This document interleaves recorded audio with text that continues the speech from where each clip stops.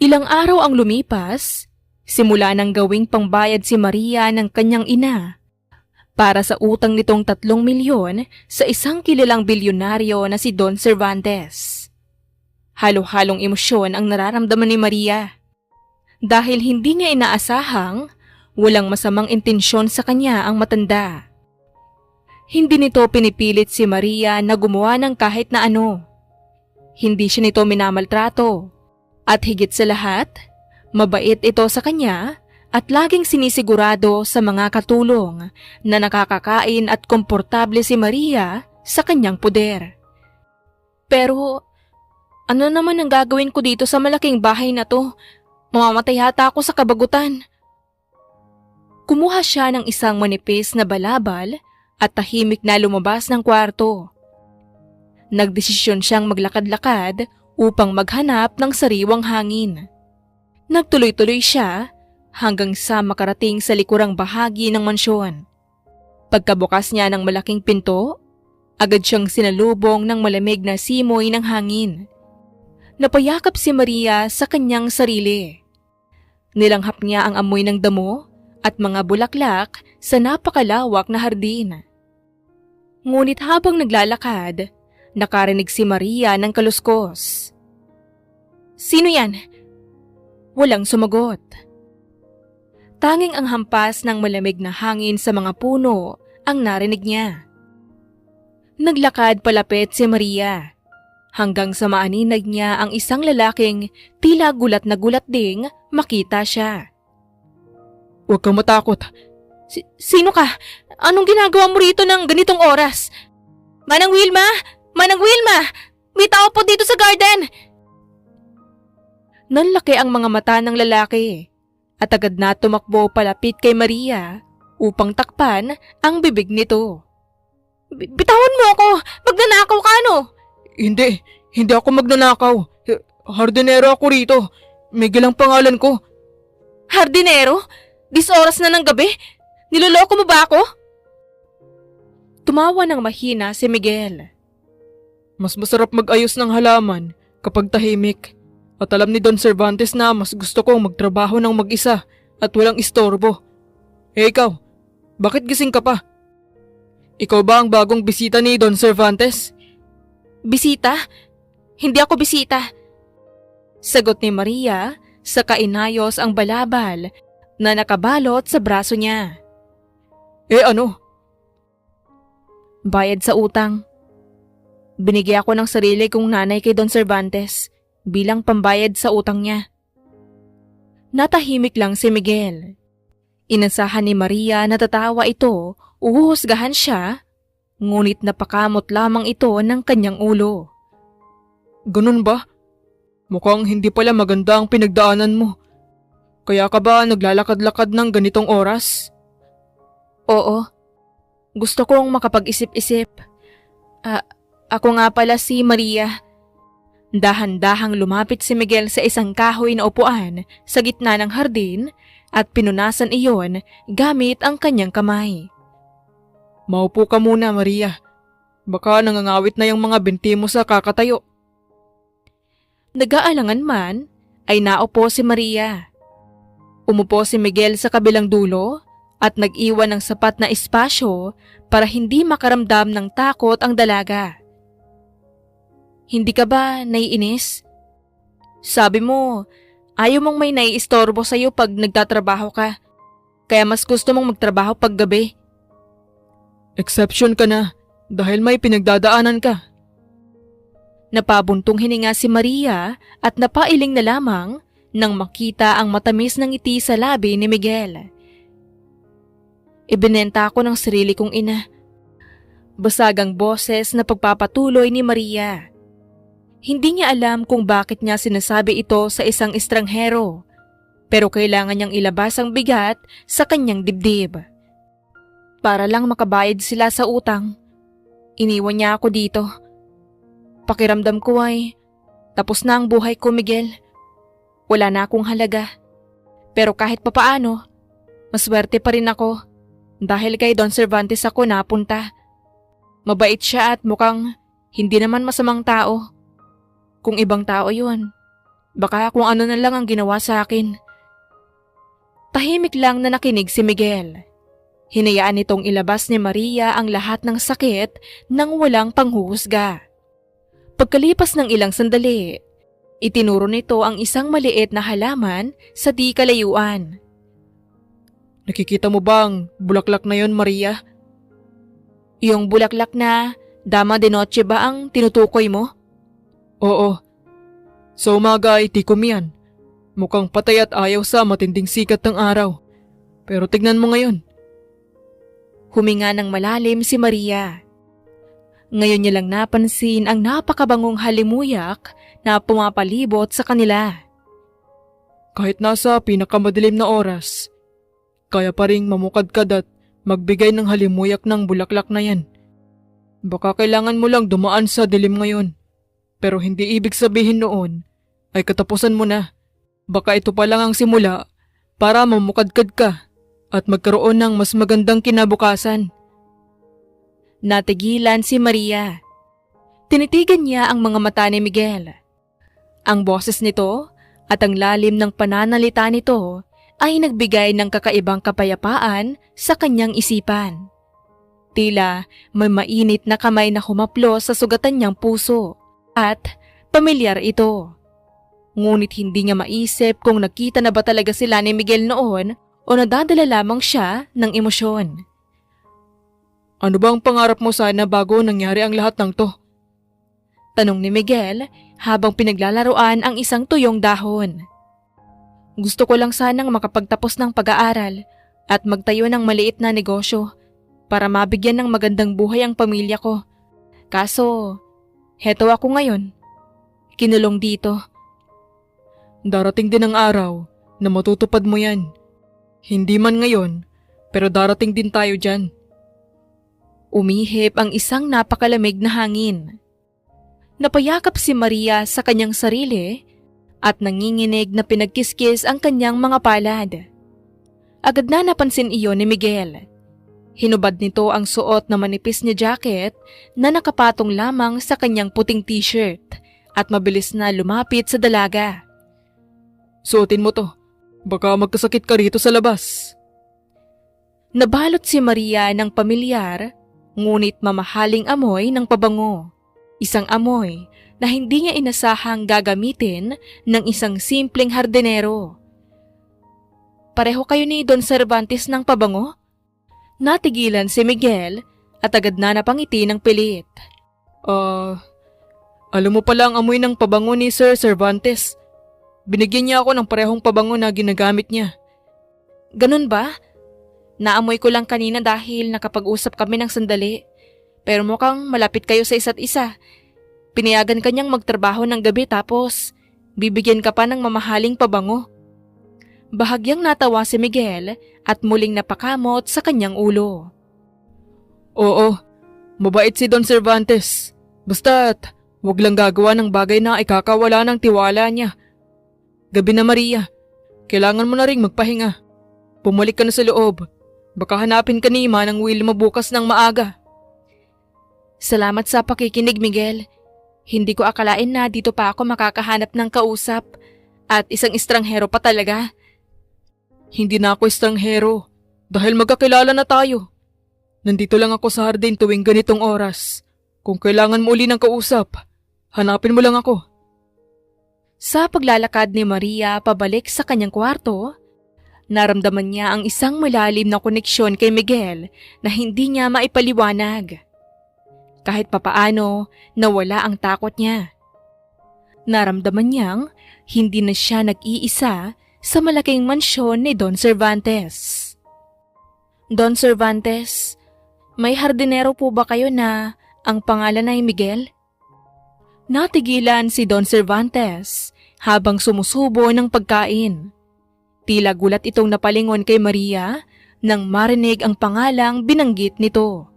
Hindi na ito ang unang beses na sumabay si Maria sa pagkain ng Don. Ngunit ito ang unang beses na naging kuryoso ang dalaga sa isang bagay o tao sa mansyon. Nakita na pala kayo ni Miguel. Oo, hardinero ko siya at gabi siya pumapasok. Bahagyang napangiti si Maria at natawa. Nakita naman ito ng Don at marahan din na napangiti. Bakit? May ginawa ba siya sa'yo?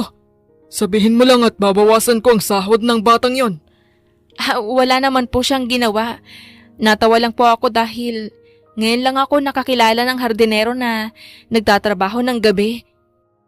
Mas gusto niya kasi ng malamig at tahimik na paligid. Mabuti naman at nagkakasundo kayo.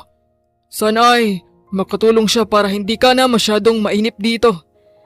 Napatango na lamang si Maria. Babalik na sana siya sa pagkain nang biglang bumukas ng malakas ang malaking pinto ng dining room. Isang matangkad at magandang babae ang pumasok. May suot itong malaking sunglasses at bitbit ang napakaraming mamahaling shopping bags. "Dad, I'm back! Did you miss me?" Masayang bati nito bago lumapit at humalik sa pisngi ng Don. Siya si Nancy, ang anak ni Don Cervantes na kagagaling lang sa mahabang bakasyon sa ibang bansa. Nang mapansin ni Nancy na may ibang tao sa mesa, ay biglang nawala ang matamis na ngiti nito. Tumaas ang kilay nito hanggang sa pinasadahan ng mapanuring tingin si Maria mula ulo hanggang paa. "And who's this? Girlfriend niyo ba siya, Dad? Really? Ang bata pa niya. Hindi ko alam na may alindog pa pala kayo." Umayos ka ng pananalita mo, Nancy. Hindi ko siya nobya.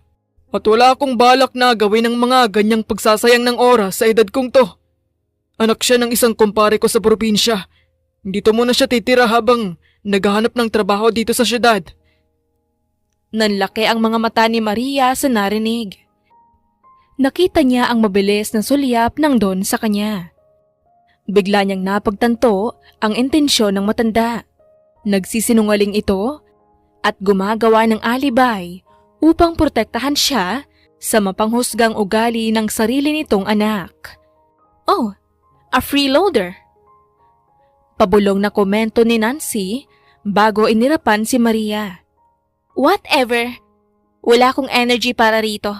Akyat na ako sa kwarto ko, Dad, dahil pagod na pagod ako kaka-shopping." Walang paalam na naglakad palabas ng dining room ang dalaga. Naiwang tahimik si Maria habang patuloy lang sa pagkain ang Don na tila walang nangyari. Pagkalipas ng ilang oras, ay nasa loob na ng kanyang kwarto si Maria. Nakaupo siya sa gilid ng kama at pilit na inaalala ang ginawang pagtatanggol sa kanya ng Don kanina. Nawala siya sa malalim na pag-iisip nang makarinig siya ng 3 katok. "Pasok po, Manang Wilma. Bukas po yung pinto." Malakas na tugon ni Maria. Inakala niyang ang matandang kasambahay iyon upang kunin ang mga ginamit niyang tuwalya. Ngunit laking gulat niya nang bumukas ang pinto at iniluwa nito si Nancy. Walang pasabing pumasok ito at sinadyang isara ng malakas ang pinto. Inilibot nito ang paningin sa buong silid ng nakahalukip-kip at may mapanuyang ngiti sa mga labi. "Wow! Ang ganda pala ng kwartong ibinigay sa'yo. Maayos ang mga dekorasyon at mukhang malambot pa ang kama." Mabilis na tumayo si Maria. "Miss Nancy, may kailangan po ba kayo?" "Huwag mo akong idaan sa painosente mong mukha, Maria. Alam ko kung sino ka talaga. Sinabi na sa akin ng mga maids ko ang totoo, kaya huwag ka nang magpanggap na anak ka ng isang kumpare ni Dad. Isa ka lang namang pambayad sa milyong-milyong utang ng pamilya mo." Para bang sinampal si Maria sa mga narinig. Napayuko siya at napakagat ng mariin sa kanyang ibabang labi dahil sa matinding kahihiyan. "Masyado lang talagang mabait si Dad, kaya makikisakay ako sa kasinungalingan niya para hindi siya ma-stress." Patuloy ni Nancy. Kumuha ito ng isang maliit na susi mula sa bulsa at padabog na ipinatong iyon sa maliit na mesa malapit sa kama. "Pero, hinding-hindi ko hahayaang may isang katulad mo na magpapakasarap sa buhay na to ng libre. Hindi ka prinsesa rito." Tinignan ni Maria ang makalawang na susi sa mesa. Para saan po ito, Ma'am Nancy? Susi yan ng art studio ko sa likod ng bahay. Matigas na utos ni Nancy. Matagal na yung hindi nagagamit at siguradong sobrang dumi na roon. Gusto kong ikaw ang maglinis sa buong studio na yon ngayon din. Tumingin ng diretso si Nancy sa mga mata ng dalaga upang iparamdam ang kanyang otoridad. Wala kang karapatang tumanggi dahil pag-aari ka ng dad ko. Ibig sabihin, pag-aari na rin kita. Kaya, go! Para hindi ka gabihin sa paglilinis. Bago pa man makasagot si Maria, ay mabilis nang tumalikod at lumabas ng kwarto si Nancy. Naiwan si Maria na nakatitig sa susi. Kinuyom niya ang kanyang mga kamao, ngunit pilit niyang tinanggap ang sitwasyon dahil wala siyang kapangyarihang lumaban sa sariling anak ng Don. Halos mabalot na ng alikabok ang buong mukha ni Maria, habang pilit niyang tinatanggal ang mga lumang sapot ng gagamba sa kisame ng studio. Ilang oras na siyang naglilinis sa lumang kwartong iyon. Mabigat na ang kanyang mga braso at pawis na pawis ang kanyang likod, ngunit hindi siya huminto. Nasa kalagitnaan siya ng pagpupunas ng bintana nang marinig niya ang pagdating ni Don Cervantes dahil sa tunog ng tungkod nito. Nakakunot ang noo ng matanda habang pinagmamasdan ang ginagawa niya. Anong ginagawa mo rito, Maria? Sinong nagsabi sa'yo na maglinis ka rito? Nasaan ang mga katulong? Umiling si Maria at muling ibinalik ang atensyon sa pagpupunas at maalikabok na salamin. Ayos lang po ako, Don Cervantes. Mas gusto ko pong may ginagawa kaysa nakakulong lang maghapon sa kwarto. Mas mabuti na rin po ito. Para naman pakiramdam ko ay may silbi ako rito at pinaghihirapan ko ang kinakain ko. Narinig ni Maria ang malalim na pagbuntong hininga ng matanda. Kung ganoon, pwede ba akong umupo sa isang tabi para manood? Nababagot din ako eh. Nagulat si Maria ngunit tumango rin siya. Itinuro niya ang isang malinis na upuan sa gilid. Doon po kayo umupo, Don Cervantes. Baka madumihan po ang damit ninyo kung lalapit po kayo dito. Dahan-dahang lumapit ang matanda at naupo.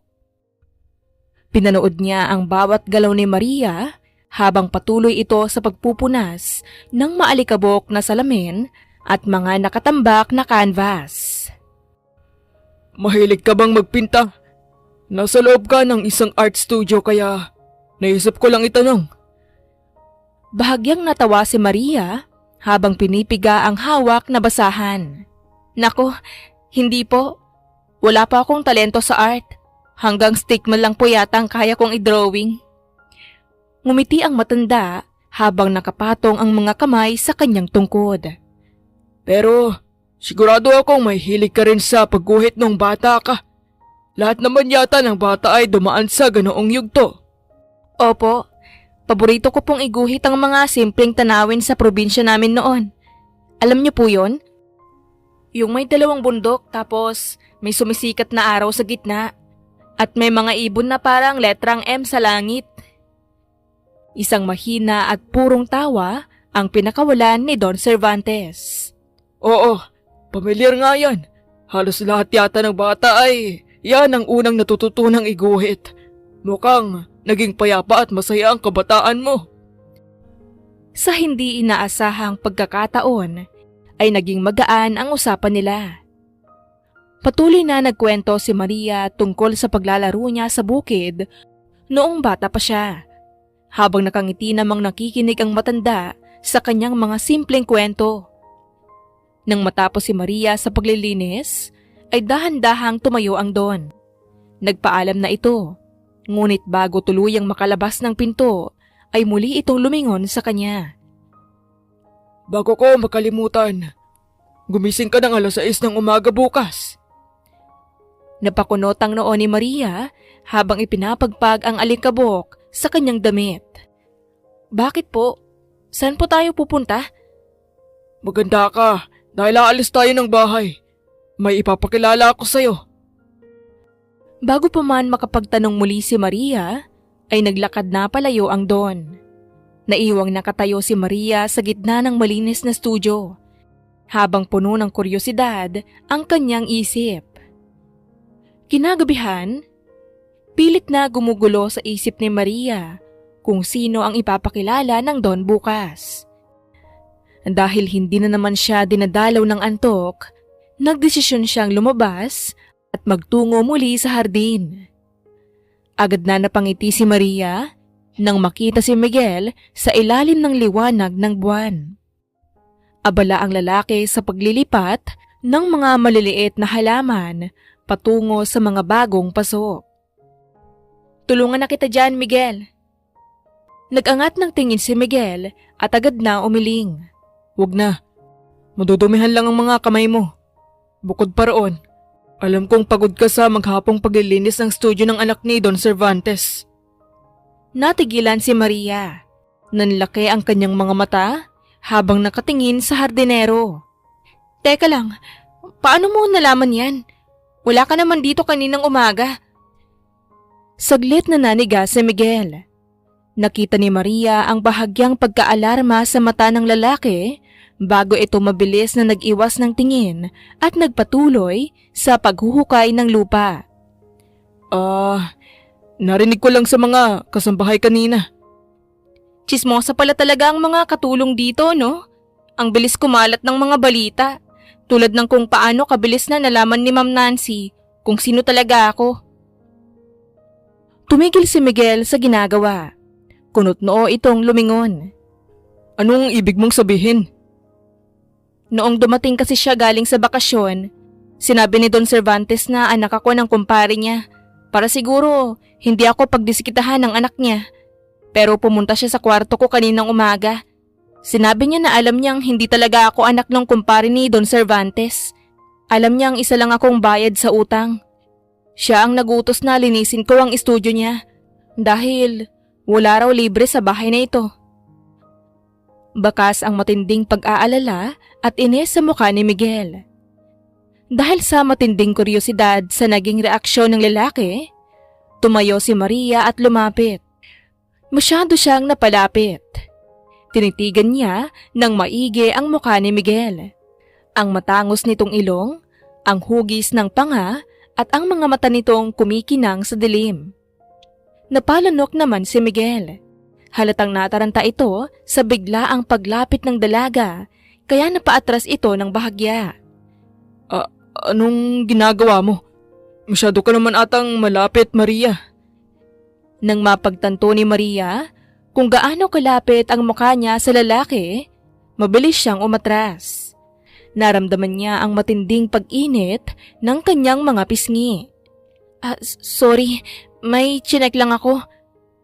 Nauutal na sagot ni Maria habang nakayuko. Ngunit makalipas ang ilang segundo, ay nag-angat siya ng tingin at isang pilyang ngiti ang sumilay sa kanyang mga labi. Humalukip-kip si Maria at pinaningkitan ng mata ang lalaki. Yung totoo, may tinatago ka, no? Mas lalong kinabahan si Miguel. Anong ibig mong sabihin? Anong tinatago? Anak sa labas ka ba ni Don Cervantes? Nanlaki ang mga mata ni Miguel bago tuluyang pumutok ang isang malakas at malalim na halakhak. Napahawak pa ito sa kanyang tiyan dahil sa labis na pagtawa. Paano mo naman nasabi? Natatawang tanong ng lalaki habang pinupunasan ang gilid ng kanyang mata.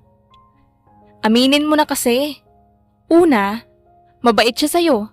Pangalawa, hinayaan kanyang magtrabaho dito kahit gabi. Pangatlo, binibigyan kanya ng mga mamahaling regalo tulad ng pabango mo kagabi. Tapos, ngayon ko lang napagtanto na magkamukha pala kayo. Magkahawig nga talaga kayo. Muling tumawa si Miguel at umiling-iling. Napakalawak ng imahinasyon mo, Maria. Hindi ako anak sa labas. Nagkataon lang siguro na may pagkakahawig kami ni Don. Kung anak niya ako, malamang hindi ako nagtatrabaho dito. May punto ka nga naman. Siguro ay dala lang ito ng kakanood ko ng mga teleserye. Patuloy nilang pinag-usapan ang teorya ni Maria habang natatawa na lang si Miguel sa bawat hinala niya. Naging napakagaan ng gabi nila, puno ng asaran at may hinang tawanan. Ngunit nang mapansin ni Maria ang oras at makaramdam ng antok, nagpaalam na siya. Kailangan ko na palang matulog, Miguel. May pupuntahan daw kami ni Don Cervantes bukas ng 6:00 ng umaga, kaya hindi ako pwedeng mapuyat. Tumango si Miguel. Nakangiti pa rin ito, ngunit may isang kakaibang kinang sa mga mata nito habang pinapanood si Maria na maglakad pabalik sa loob ng mansyon. Eksaktong 6:00 ng umaga, nang makaalis sina Maria at Don Cervantes, sakay ng isang itim na kotse. Wala siyang ideya kung saan sila pupunta, hanggang sa huminto sila sa isang tahimik at pribadong opisina sa sentro ng syudad. Doon ay naghihintay ang isang ginang. Nagpakilala itong si Teacher Perez. Siyang magiging private tutor mo, Maria. Dahil hindi ka makakapasok sa isang normal na universidad sa ngayon, ay napagdesisyonan kong ipagpatuloy mo ang pag-aaral mo sa loob ng mansyon. Sagot ko ang lahat ng gastusin mo. Isa ka na sa mga scholar ko. Hindi makapaniwala si Maria sa kanyang narinig. Napatakip siya sa kanyang bibig habang unti-unting nagunahan ang mga luha sa kanyang mga mata. Totoo po ba ito, Don Cervantes? Tumango ang matanda. Sumilay ang isang totoong ngiti sa mga labi nito. Nakita ng Don ang labis na kaligayahan sa mga mata ng dalaga at nagdulot iyon ng kakaibang gaan sa kanyang dibdib. Sa unang pagkakataon, mula nang makilala niya si Don Cervantes, naramdaman ni Maria na mayroon pa palang pag-asang matupad ang kanyang mga pangarap. Kinagabihan ay hindi pa rin mapawi ang ngiti ni Maria. Nakaupo siya sa sahig ng kanyang kwarto habang masayang inaayos ang mga bagong notebook at ballpen na ibinigay sa kanya para sa unang araw ng private class nila ni Teacher Perez. Ngunit dahil nakaramdam ng uhaw, ay nagtungo si Maria sa kusina upang kumuha ng tubig. Nadatnan niya roon si Manang Wilma na seryosong nag-aayos ng mga gamot sa ibabaw ng isang maliit na silver tray. Para kay Don Cervantes po ba yan, Manang? Oo. Tipid na sagot ng matandang kasambahay. Kailangan niya itong inumin eksaktong 8:00 ng gabi. Pinagmasdan ni Maria ang dami ng gamot. Grabe po talaga ang maintenance ni Don Cervantes, ano?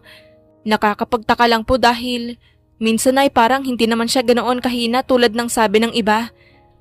Parang ang lakas-lakas naman po niya.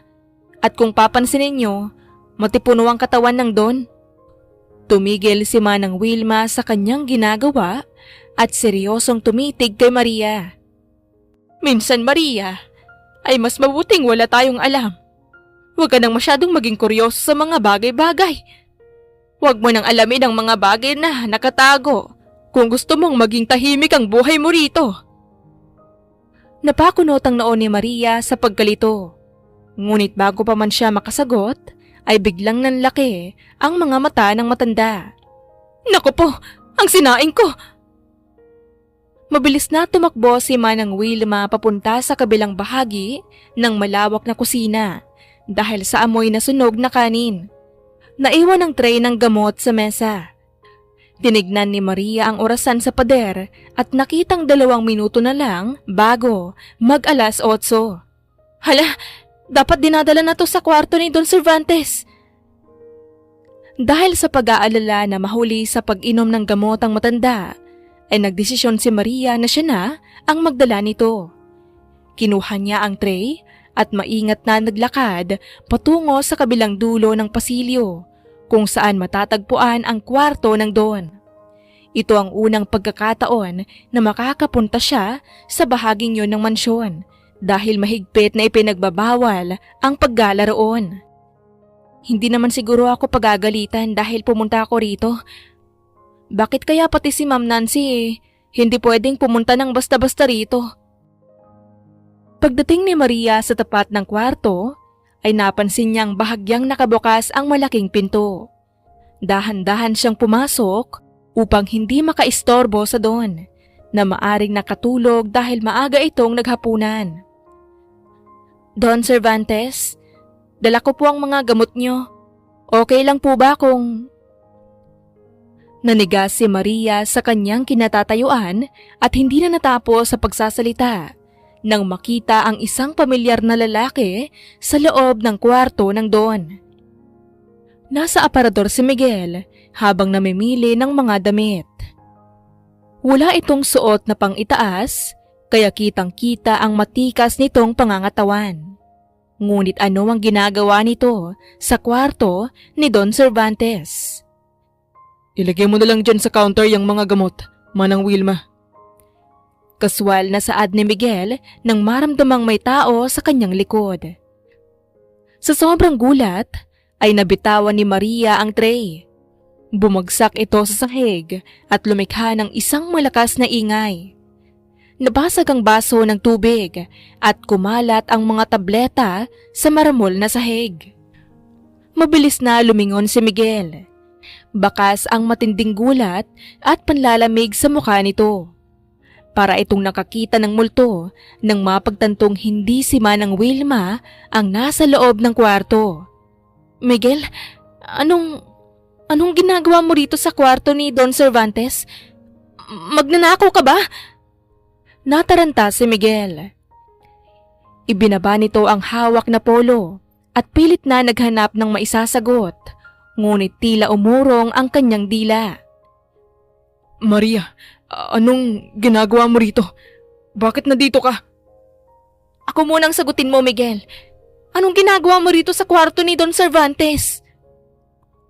Ngunit hindi makasagot si Miguel at bakas ang labis na kaba sa mga mata ng lalaki habang umaatras ito ng bahagya. Bago pa man makapagsalita muli si Maria, ay nagmamadaling pumasok si Manang Wilma sa kwarto. Nanlaki ang mga mata ng matanda nang makitang nasa loob ng kwarto si Maria. Naku kang bata ka, Miguel! Malakas na sermon ni Manang Wilma habang naglalakad palapit sa lalaki. Ano bang ginagawa mo? Ang tagal mo namang mamili ng damit. Manang Wilma, ano pong ibig sabihin nito? Alam niyo po kung bakit siya nandito? Nagtatakang tanong ni Maria.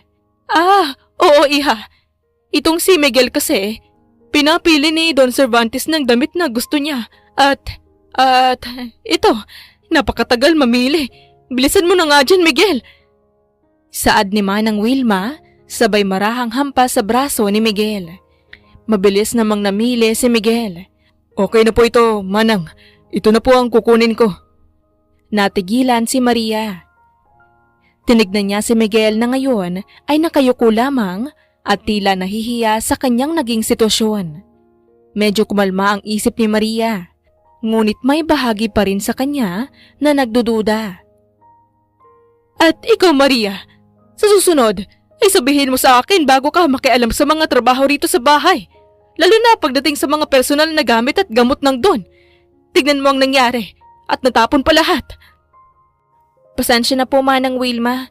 Nag-alala lang po ako na baka lumipas ang oras ng pag-inom niya kaya dinala ko na po rito. O siya, ako nang bahala rito.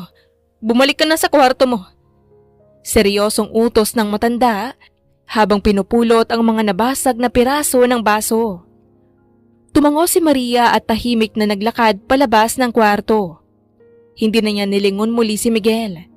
Habang naglalakad pabalik sa sarili niyang silid, ay hindi niya maiwasang mapaisip. Pilit niyang kinukumbinsi ang sarili na totoo ang sinabi ni Manang Wilma. Ngunit sa kailaliman ng kanyang isipan, ay naroon pa rin ang isang maliit na bumabagabag na kutob. Pakiramdam niya ay may isang malaking lihim na pinoprotektahan ng mga tao sa kwartong yun. Don Cervantes, nasan po kayo bandang 8:00 ng gabi kagabi? Huminto si Maria sa pagsusulat sa kanyang notebook. Maaliwalas ang hapon at inimbitahan siya ng Don na magtsaa sa beranda habang tinutulungan siya nito sa ilang mahihirap na math questions para sa unang linggo ng kanyang klase. Ibinaba ng matanda ang binabasa nitong math book at seryosong tumingin sa dalaga. Nasa kwarto ako ni Nancy dahil may pinag-uusapan kaming importante tungkol sa susunod na business trip niya. Bakit mo na itanong? Napanguso si Maria at nagpakawala ng isang malalim na buntong hininga. Hindi pa rin talaga maalis sa isip niya ang kutob niya simula nang makita niya si Miguel sa kwarto ng Don. Pakiramdam niya ay may mga kulang na piraso sa puzzle ng mansyon. Kaano-ano niyo po ba talaga si Miguel? Hardinero lang po ba talaga siya dito sa mansyon? Tipid na ngumiti ang Don at sumandal sa kanyang upuan. Yung tungkol ba sa nangyari kagabi? Nabanggit nga ni Manang Wilma na nagkita kayo ni Miguel sa kwarto ko. Opo, pasensya na po kung parang nangingialam na ako. Nakakapagtaka lang po kasing pinapasok niyo siya sa personal na kwarto niyo para lang pumili ng damit na isusuot. Si Ma'am Nancy nga po, pinagbabawal niyo ring pumasok sa kwarto niyo nang walang paalam. Totoo ang sinabi ni Wilma sa iyo kagabi, Maria. Gusto ko lang talaga si Miguel. Isa siyang tapat na bata at masipag siya. Wala akong anak na lalaki, Maria. Kaya siguro ay tinatrato ko na rin siyang parang sarili kong kadugo.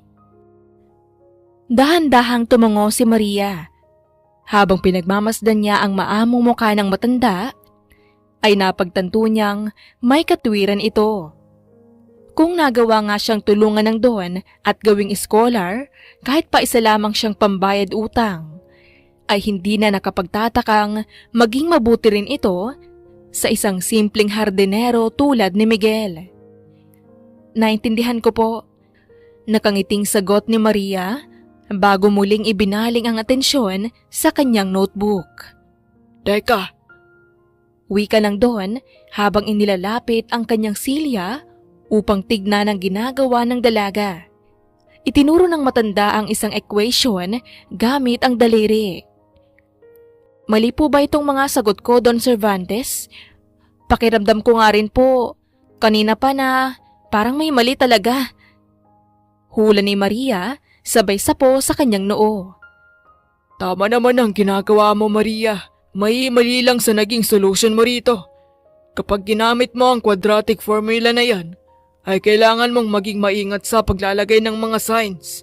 Kung mali ang umpisa mo, ay magiging mali na ang buong sagot. Kinuha ng Don ang ballpen mula sa kamay ni Maria upang isulat ang tamang solusyon sa gilid ng papel.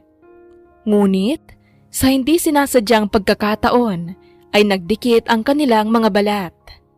Parang may isang mabilis na kuryenteng dumaloy mula sa kamay ni Maria papunta sa buong sistema niya. Nanlaki ang kanyang mga mata at biglang bumilis ang tibok ng kanyang puso. Isang hindi maipaliwanag na kaba at kakaibang pakiramdam ang biglang sumabog sa kanyang dibdib. Dahil sa matinding gulat, ay mabilis niyang binawi ang kanyang kamay at napalayo ng kaunti mula sa matanda. Natigilan din ng Don. Nakatingin lamang ito sa kanyang sariling kamay bago dahan-dahang nag-angat ng tingin kay Maria. Sorry, gusto ko lang sanang ituro yung tamang solusyon. Okay lang po, Don Cervantes. Nabigla lang ho ako. May isang mabigat at nakakapasong tensyon na namuo sa pagitan nila Maria at Don Cervantes. Pareho silang hindi makapagsalita at tanging ang mabilis na pagtibok ng kanilang mga puso lang ang kanilang naririnig. Sakto namang biglang tumunog ng malakas ang cellphone ng Don na nakapatong sa mesa. Excuse me, sasagutin ko lang itong tawag. Napakurap si Maria at mabilis na nag-iwas ng tingin habang pilit na pinapakalma ang kanyang sarili. Napahawak siya sa kanyang dibdib at parang gusto na lamang magpalamon sa lupa nang mapagtantong nagkakaganito siya dahil kay Don Cervantes. Diyos ko, hindi pwede. Hindi pwedeng magkagusto ako kay Don Cervantes. Malamig ang ihip ng hangin sa hardin ng gabing iyon. Tulad ng inaasahan, nadatnan ni Maria si Miguel na tahimik na nagtitrim ng mga halaman. Agad na napansin ng lalaki ang paglapit niya, kaya ibinaba nito ang hawak na panggupit. Miguel, pwede ba kitang maistorbo? Panimula ni Maria habang nilalaro ang kanyang mga daliri. Oo naman, may problema ba? Mukhang malalim ang iniisip mo, Maria. Dahil ba sa nangyari kanina? Ang totoo, oo. Gusto ko lang sanang humingi ng pasensya tungkol sa inasal ko kagabi. Masyado akong naging mapanghusga. Naisip ko pa na baka magnanakaw ka. I'm sorry, Miguel. Isang mahina at kalmadong tawa ang isinagot ng binata. Umiling lamang ito at muling ngumiti bago sinagot ang dalaga. Huwag mo nang isipin yon, Maria. Wala yon sa akin. Natural lang na magduda ka dahil nakita mo ako sa kwarto ng boss natin. Mas magugulat ako kung hindi ka magtataka. Hindi ko nga rin alam kung ano ang gagawin ko. Paniguradong pagagalitan ako ni Don Cervantes bukas dahil pumunta ako sa kwarto niya. Kahit ibinili niya na sa lahat na huwag pumunta roon. Ako na ang bahalang magpaliwanag sa Don. Nanlaki ang mga mata ni Maria. Gulat siyang lumingon kay Miguel na mukhang malaki ang kumpiyansa sa sarili. Talaga? Kaya mong gawin yon? Ganoon ba talaga kayo ka-close? Natawa naman si Miguel. Hindi naman big deal ang pakikipag-usap sa Don. Wala namang dapat ikatakot sa kanya, di ba? Bakit ba lagi ka na lang nagugulat sa tuwing nababanggit ko si Don Cervantes? Hindi mo na kailangang pagtuunan ng pansin ang mga naiisip ko. Nadadala lang siguro ako sa mga teleseryeng napapanood ko noon sa TV. Hindi ko nga lang talagang maiwasan na magtaka kung bakit ang lapit niyo sa isa't isa. Parang mas close pa kayo kaysa sa anak niya. Yung totoo, Miguel, wala naman siguro kayong pinagbabawal na relasyon ni Don Cervantes, di ba? Matapos marinig ang mga salitang iyon, humagalpak si Miguel ng tawa na siyang bumalot sa tahimik na hardin. Napabuntong hininga na lamang si Maria habang pinapanood si Miguel na halos maiyak sa kakatawa. Ngunit ang sandaling yun din ang nagpangiti sa kanya sa kabila ng malalim niyang iniisip. Noong una, inakala mong anak niya ako sa labas. Ngayon naman, iniisip mong magkarelasyon kami. Nahihibang ka na nga, Maria. Pasensya na, hindi ko mapigilang matawa. Sagot ni Miguel habang nagpipigil pa rin sa pagtawa. Ewan ko sa'yo, Miguel. Bakit ba kasi ang misteryoso mo? Pero kung kaya mo ngang kausapin si Don Cervantes, talagang malaking bagay yun para sa akin. Ayaw ko rin kasing magalit siya. Naupo si Maria sa paborito nilang upuang kahoy. Nakatingin lamang siya sa mga bulaklak, ngunit malayo ang kanyang iniisip. Napansin ito ni Miguel, kaya lumapit ang lalaki at naupo sa kabilang dulo ng upuan. May gumugulo ba sa isip mo? Bakit bigla kang natahimik? Bumuntong hininga si Maria. Kailangan niyang ilabas ang bigat sa kanyang dibdib. At sa buong mansyon, tanging ang hardinerong ito lamang ang mapagkakatiwalaan niya. Oo, may nangyari kasi kaninang hapon. Tinutulungan ako ni Don Cervantes sa pagsagot ng math problems. Habang nagtuturo siya, hindi sinasadyang nagdikit ang mga kamay namin. Nakita ni Maria mula sa gilid ng kanyang mga mata ang bahagyang paggalaw ni Miguel. Tila biglang nanigas ang balikat nito, ngunit nagpatuloy pa rin siya sa pagsasalita. Nang magtama ang balat namin, biglang bumilis ang tibok ng puso ko, Miguel. Parang may kuryente. Hanggang ngayon, hindi ko pa rin maipaliwanag ang kaba ko. Miguel, pakiramdam ko, gusto ko na yata si Don Cervantes. Katahimikan ang namayani sa pagitan nilang dalawa. Tinitigan lamang siya ni Miguel nang may matinding gulat sa muka. Wala itong binitawang salita kaya mas lalong naging emosyonal si Maria. Oo, alam kong mali. Masyado akong bata at masyado na siyang matanda. Ano na lang ang sasabihin ng ibang tao, 'di ba? Na isa nga talaga akong mukhang pera, na ginagamit ko lang siya dahil pinag-aaral niya ako. Imposibleng masuklian ang nararamdaman ko. Pero hindi ko alam kung ano ang dapat kong gawin. Aalis na lang ba ako? Pero hindi naman pwedeng mangyari yun. At kung sakaling pwede man, wala naman akong ibang mapupuntahan. Nanatiling tahimik si Miguel. Makikita ang isang komplikadong emosyon sa mga mata nito. Tila may gusto itong sabihin. Ngunit mas pinili nitong isara ang kanyang mga labi. Dahil sa kawalan ng reaksyon ng binata, ay nakaramdam ng hiya si Maria. Siguro ay nadismaya rin ito sa kanyang pag-amin. Pasensya na, Miguel. Alam kong weird yung mga sinabi ko. Gabi na. Papasok na ako sa loob, Miguel. Salamat ulit sa pakikinig. Tumalikod si Maria at nagsimulang humakbang palayo. Ngunit hindi pa man siya nakakalayo, ay naramdaman niya ang isang kamay na humila sa kanyang braso. Bago pa siya makapagtanong, ay nahila na siya pabalik. Isang mahigpit at mainit na yakap ang bumalot sa kanyang buong katawan. Nanlaki ang mga mata ni Maria nang maramdaman ang mukha ni Miguel na nakabaon sa gilid ng kanyang leeg. Amoy na amoy niya ang pamilyar at mamahaling pabango ng lalaki na humahalo sa malamig na hangin ng gabi. Napakalakas ng kabog ng dibdib ni Miguel na tumatama sa sariling dibdib ni Maria. Hindi siya makagalaw. Tila naubos ang lahat ng hangin sa kanyang dibdib dahil sa sobrang pagkabigla. Ganito rin ba ang naramdaman mo kanina kay Don Cervantes? Bulong ni Miguel. Nanigas ang buong katawan ni Maria. Nawalan siya ng salita at hindi niya maibuka ang kanyang mga labi. Tanging ang mabilis at nagwawalang tibok ng kanyang puso ang nagbigay ng sagot sa tanong ni Miguel sa gitna ng nakakabinging katahimikan ng gabi. Lutang si Maria kinabukasan. Kahit anong gawin niyang pagbabasa sa kanyang mga notebook, ay hindi pumasok sa isip niya ang mga leksyon.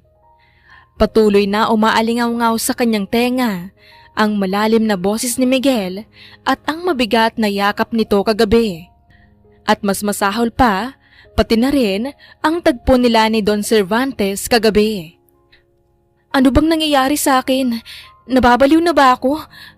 Bakit naman ako magkakagusto sa dalawang tao? At yung isa, napakatanda pa.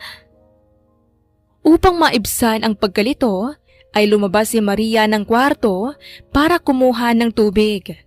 Ngunit, pagdating niya sa pasilyo, malapit sa library, ay nakarinig siya ng boses. Naroon si Nancy na may kausap sa cellphone nito.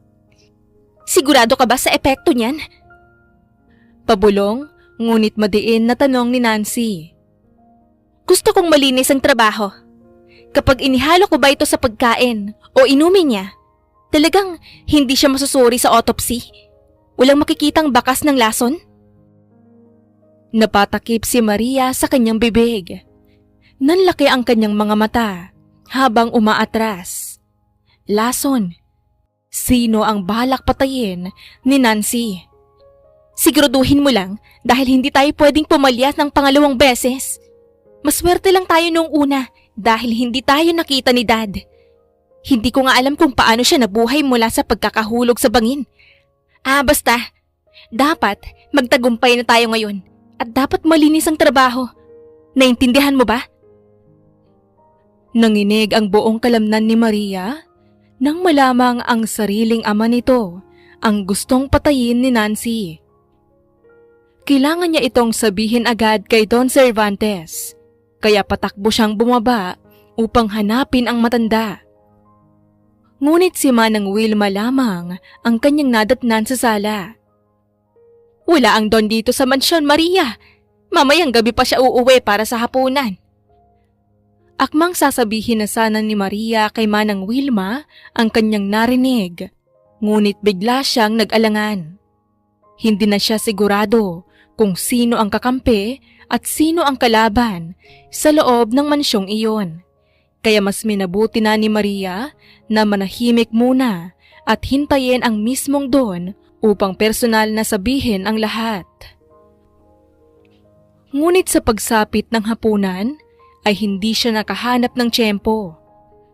Nakadikit ng husto si Nancy sa kanyang ama simula nang umuwi ito. Kaya naman hindi makalapit si Maria hanggang sa maghapunan na lamang sila sa iisang hapag. Ayos ka lang ba, Maria? Napansin kong kanina ka pa walang kibo at namumutla ka. Bago pa man makasagot si Maria, ay tumawa ng sarkastiko si Nancy. Naku Dad, nabigla lang yata yun sa sarap ng ulam. Baka hindi makapaniwala na nakakaranas siya ng ganitong komportableng buhay ng libre. Nancy, umayos ka ng pananalita. Umirap lamang si Nancy bago matamis na ngumiti sa kanyang ama. Tumayo ang dalaga at yumakap sa Don. Anyway, Dad, ipinaghanda kita ng special herbal juice. Ako mismo ang nagtimpla nito para lumakas ang katawan mo. Wait, kukunin ko lang. Mula sa kusina ay bumalik si Nancy na may dalang isang baso ng herbal juice. Ibinaba nito ang inumin sa mismong harapan ng matanda. Akmang hahawakan na sana ni Don ang baso nang mabilis na tumayo si Maria. Bago pa man sumayad ang baso sa labi ng matanda, ay malakas itong tinabig ng dalaga. Bumagsak ang baso sa sahig. Nabasag ito at kumalat ang juice sa mamahaling carpet. Are you crazy? Matinis na sigaw ni Nancy habang nanlalaki ang mga mata. Maria, anong ginagawa mo? Bakit mo tinapon yung juice? Huwag niyo pong inumin yan, Don Cervantes. May lason yan. Narinig ko kanina si Ma'am Nancy na may kausap sa telepono. Balak niya kayong patayin para makuha ang kumpanya niyo. What a liar! Bulyaw ni Nancy. Mabilis itong lumapit sa kanyang ama at nagkunwaring umiiyak. Dad, maniniwala ka ba sa babaeng yan? Gagawa lang siya ng kwento. Ang pakasama. Bakit ka naman gagawin sa'yo yun? Totoo po ang sinasabi ko, Don Cervantes. Gusto ko kayong patayin ng anak nyo. Gusto niya kayong lasunin. Sigurado po akong may lason ng herbal juice na yan, kaya pwede niyo pong ipacheck yan kung kinakailangan. Ngunit sa halip na magalit sa kanyang anak, ay bumaling ang malamig at madilim na paningin ni Don Cervantes kay Maria. Anak ko si Nancy, Maria, hinding-hindi niya gagawin sa akin yon. At hindi ko kailangang ipaimbestiga ang kahit na ano. Dahil hindi ko pagdududahan ang sarili kong anak. Sumusobra na ang mga ibinibintang mo. Sinisira mo ang pamilya ko. Parang pinagsakluban ng langit at lupa si Maria. Ang lalaking akala niyang kaya niyang iligtas ay tinitignan siya ngayon na parang isang malaking dumi. Mabuti pa. Kunin mo na ang mga gamit mo at umalis ka na sa pamamahay na ito. Malamig na utos ng Don. Bumalik ka na sa pamilya mo. Pero, Don Cervantes, hindi po pwede. Hindi ko po kayo pwedeng iwanan dito. Inaalala mo ba yung 3 milyon? Huwag ka mag-alala. Bayad pa rin yon. Baka nakalimutan mo kung ano ka lang dito, Maria. Tinanggap kita, pero hindi ibig sabihin nun ay may karapatan ka ng sirain ang mismong anak ko sa harapan ko. Umalis ka na bago pa ako makagawa ng masama sa'yo. Bawat salita ay parang patalim na bumaon sa puso ni Maria. Basag na basag ang kanyang damdamin. Don Cervantes, nanganganib po ang buhay niyo. Umalis ka na! Umiiyak na tumalikod si Maria at tumakbo palabas ng dining room, bitbitang sakit na dulot ng mga salitang binitawan ng Don at ang takot para sa nanganganib nitong buhay. 3 araw na ang lumipas mula nang lisanin ni Maria ang mansyon, hindi siya umuwi sa kanyang ina. Mas pinili niyang mangupahan sa isang maliit na boarding house at magtrabaho bilang waitress sa isang karinderya upang suportahan ang sarili. Gabi na at nakadungaw si Maria sa bintana ng kanyang kwarto. Nakatingin siya sa mga bituin habang yakap ang kanyang sarili. Puno ng pag-aalala ang kanyang isip. Ligtas kaya si Don Cervantes? May balak pa rin bang masama ang anak nito sa kanya? Hindi matanggal ni Maria sa kanyang isipan ang kalagayan ng matanda. Kahit pa masasakit na salita ang binitawan nito bago siya umalis. Sana naman ay okay lang si Don Cervantes ngayon. Ilang sandali pa, biglang may maliit na bato na tumama sa hamba ng kanyang bintana. Napatingin si Maria sa ibaba. Nanlaki ang kanyang mga mata nang makita si Miguel na nakatayo sa ilalim ng poste ng ilaw ng kalsada. Miguel? Anong ginagawa niya dito? Saka, paano niya nalamang nandito ako?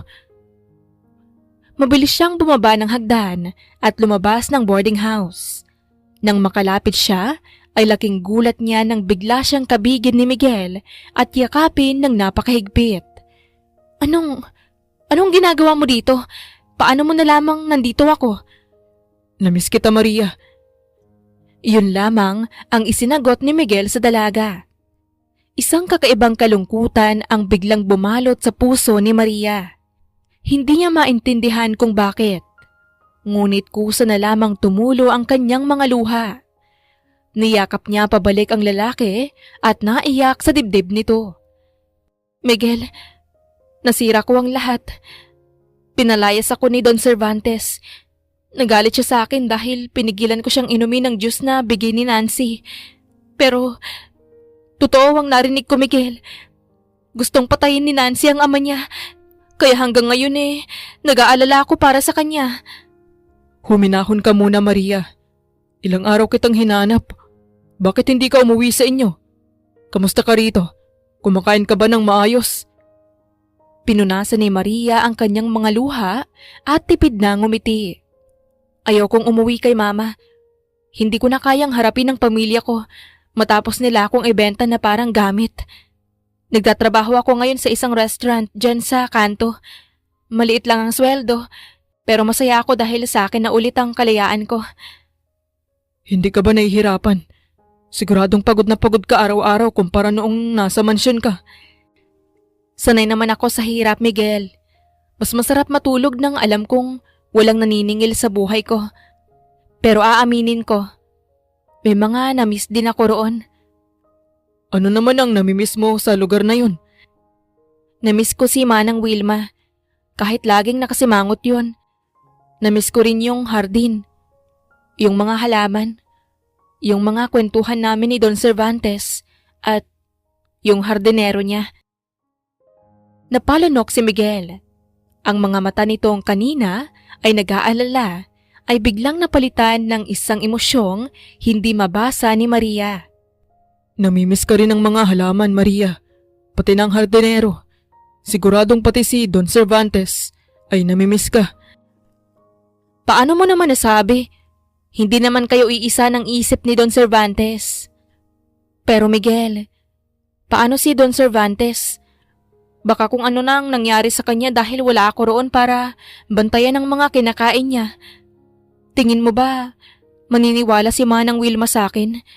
Siya lang kasi ang madalas na maghain ng pagkain ng Don. Ngumiti ng tipid si Miguel. Itinaas nito ang kanyang kamay at dahan-dahang pinunasan ang mga natitirang luha sa pisngi ni Maria gamit ang kanyang hinlalaki. Huwag mo nang alalahanin ang matandang yun.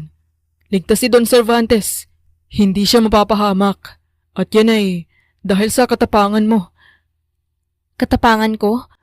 Anong ibig mong sabihin, Miguel? Napakunot ang noo ni Maria. sa labis na pagkalito.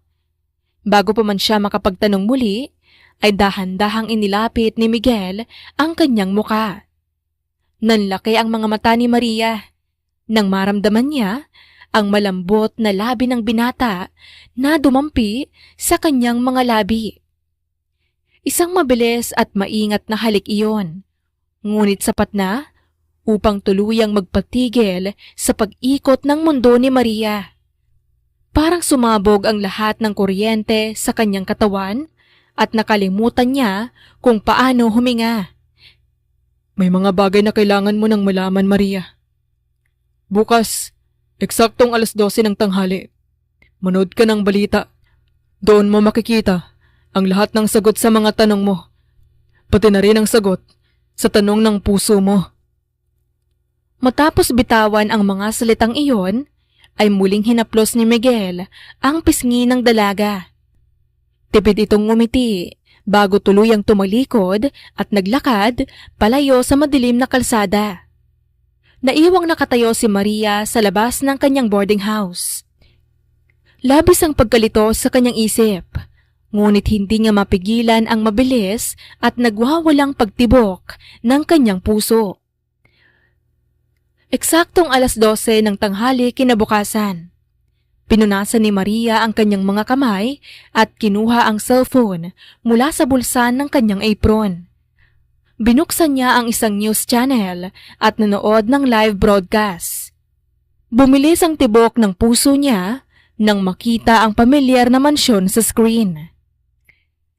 Isang malaking revelasyon ang gumimbal sa kilalang pamilya Cervantes. Panimula ng reporter sa balita. Arestado ang nag-iisang anak ni Don Cervantes na si Nancy Amor Cervantes dahil sa pagtatangkang paglason sa kanyang sariling ama.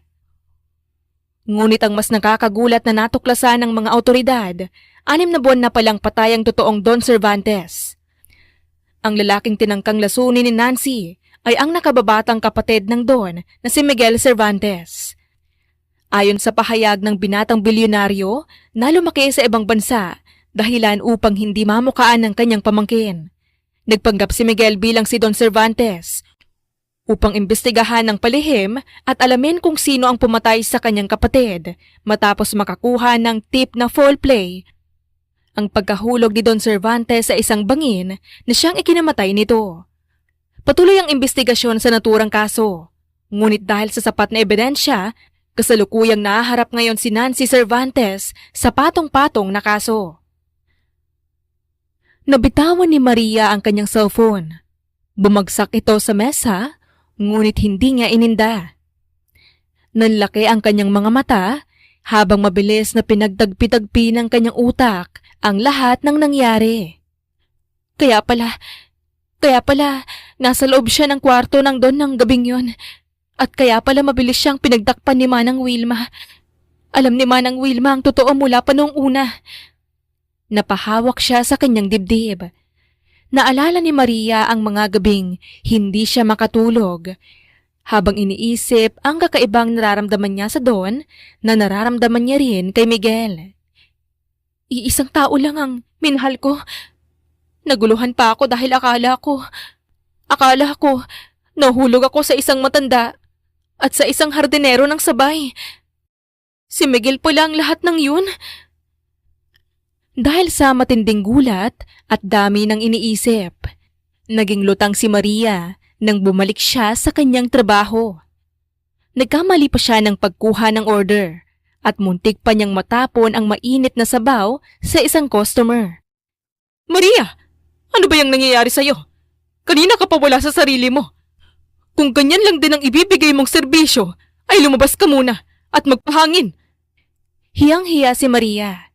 Humingi siya ng paumanhin at mabilis na naglakad palabas ng restaurant upang pakalmahin ang kanyang isip.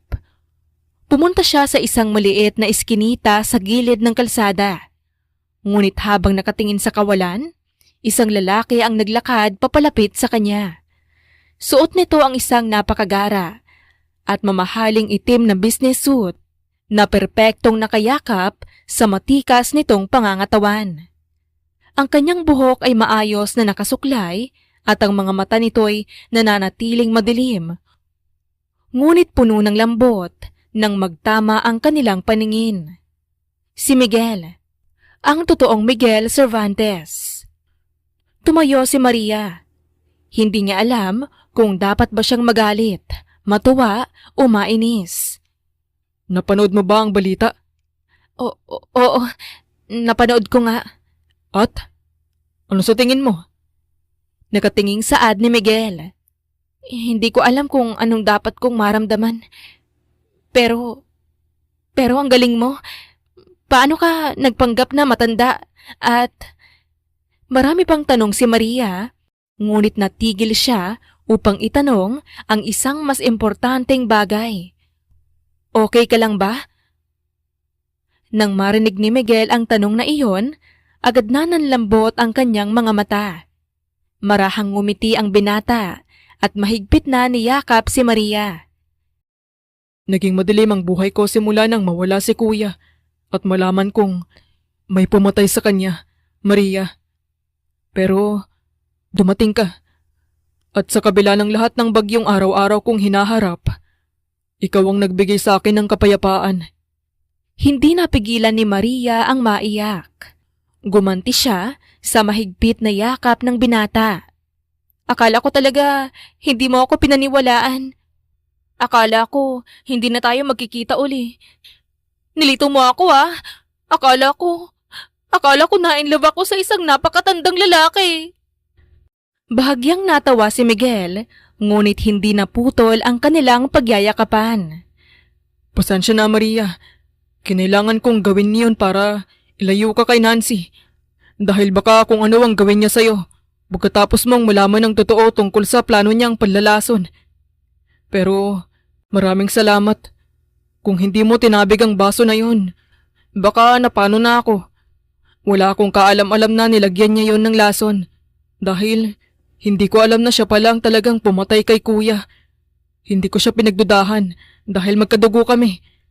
Pero ang laking pagkakamali yon na muntik ko na ring ikamatay. Alam mo bang ilang beses ka ring muntik mapahamak simula nung umalis ka sa mansyon? Tinangkarin ni Nancy na pagbayarin ka sa ginawa mo. Pero may mga tauhan akong nakabantay sa'yo. Ginawa mo ang lahat ng yon para sa akin? Oo naman. Bakit ko naman hindi poprotektahan ng isang taong mahalaga sa akin? Nang maghiwalay sila sa kanilang pagyayakapan, mariing tinitigan ni Maria ang mukha ni Miguel at pinisil ito. Totoong mukha mo na to, di ba?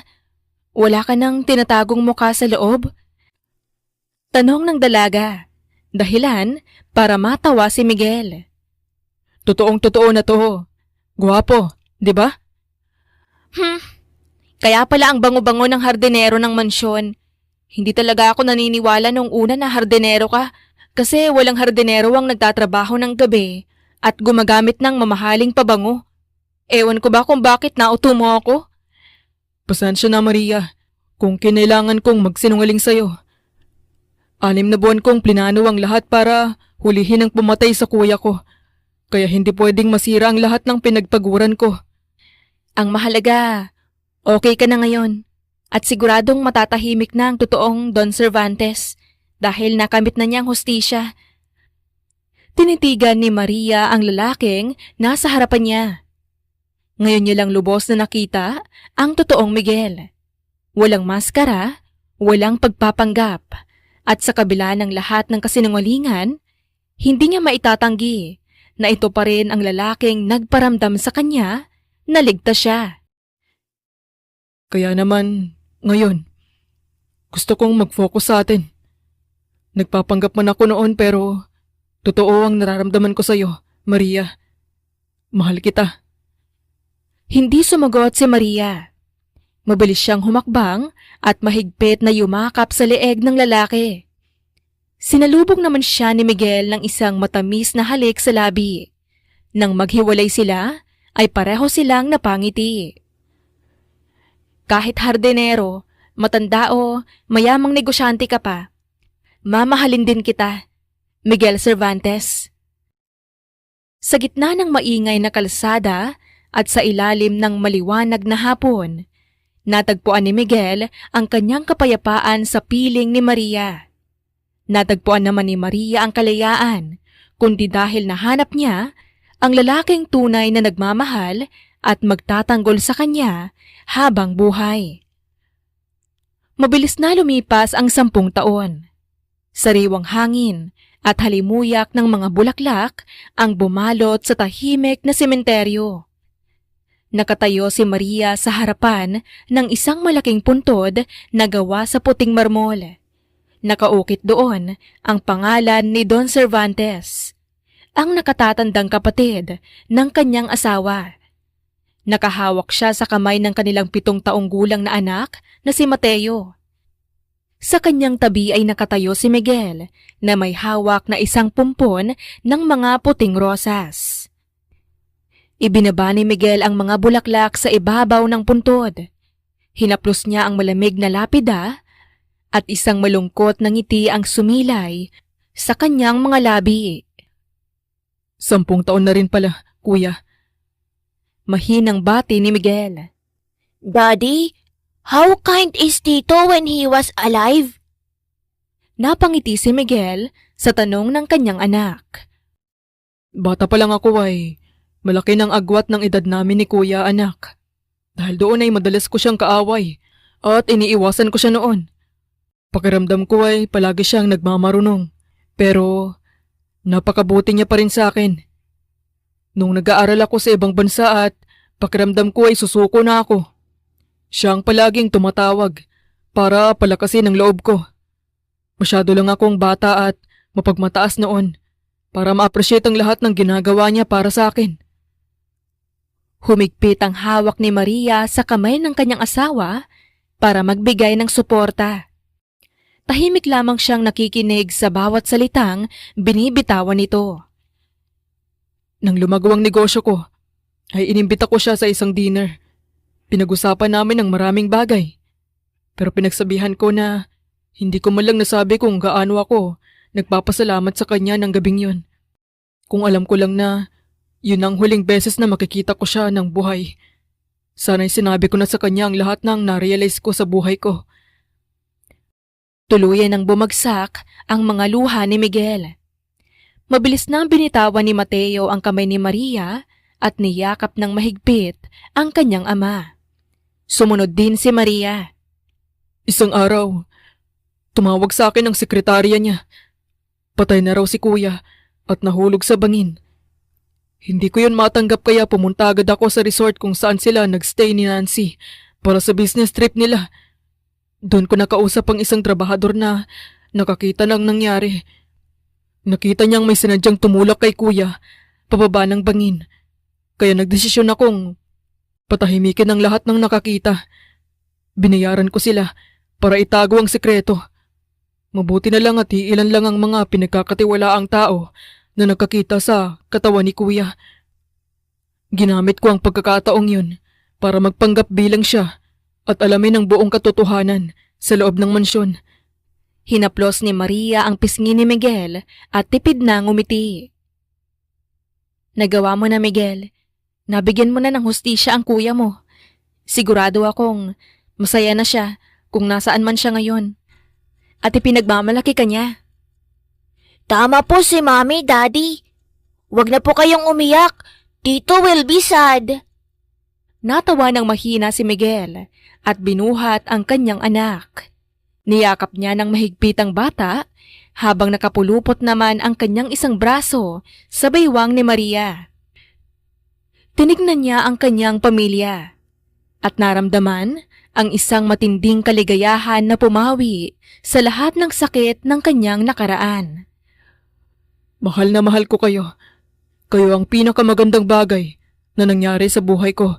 Simula nang inakala kong gumuho na ang lahat dahil sa pagkawala ni kuya. Mahal na mahal din kita, Miguel. At kahit anong mangyari, hindi natin iiwan ang isa't isa. Buo nating haharapin ang bukas ng magkasama. Sa ilalim ng maaliwalas na kalangitan, magkakasamang nanatili ang pamilya sa harapan ng puntod. Walang anumang bagyo o kasinungalingan ang makakasira sa pundasyon ng pagmamahalang kanilang binuo. Nagsimula man sa isang maling kasunduan at puno ng mga lihim, nagtapos naman ito sa isang pangakong magtatagal habang buhay. Ipinapakita ng kwento nila Maria at Miguel na ang tunay na pag-ibig at kalayaan ay madalas natatagpuan kapag buong tapang nating hinaharap ang pinakamabibigat na pagsubok. Higit sa lahat, ang matinding pagsisisi ni Miguel ay nagsisilbing mahalagang paalala na palaging pahalagahan ang mga sakripisyo at pagsisikap ng ating mahal sa buhay bago pa mahuli ang lahat. At panghuli, ang pagpili na pahalagahan ang mga taong tunay na nagmamahal sa atin, ang palaging magdadala sa atin patungo sa isang buhay na puno ng kapayapaan at kaligayahan. Wakas.